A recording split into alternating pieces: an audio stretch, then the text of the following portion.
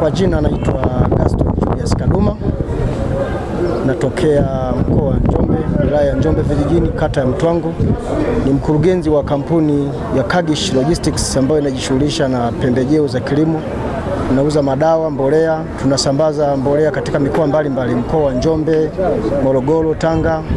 Na kazi hiyo nilianza mnamo mwaka 2009 mpaka sasa naifanya nikiwa natekeleza ilani ya Chama cha Mapinduzi kama ambavyo imeelekezwa kwenye mwongozo wa Wizara ya Chakula Ushirika.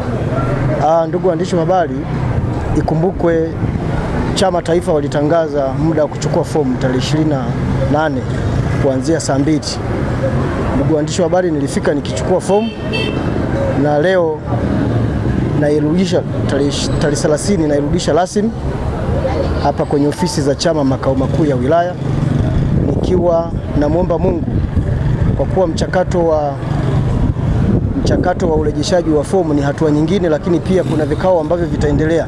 Tunamuomba sana Mungu haki itendeke, kuweza kuangalia viongozi ambao wanaweza kuwa na uwezo wa kwenda kulikomboa jimbo la Lupembe, hasa kupata viongozi ambao watakuwa ni wachapakazi.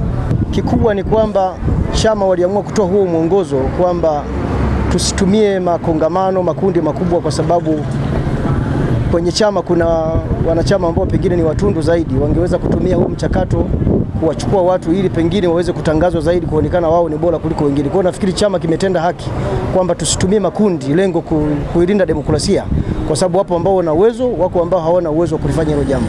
Kwa kimsingi mimi nashukuru, tarehe leo nimesharejesha fomu, tunasubiri mambo mengine yaweze kuendelea, na mchakato kikamilika mambo mengine yataendelea.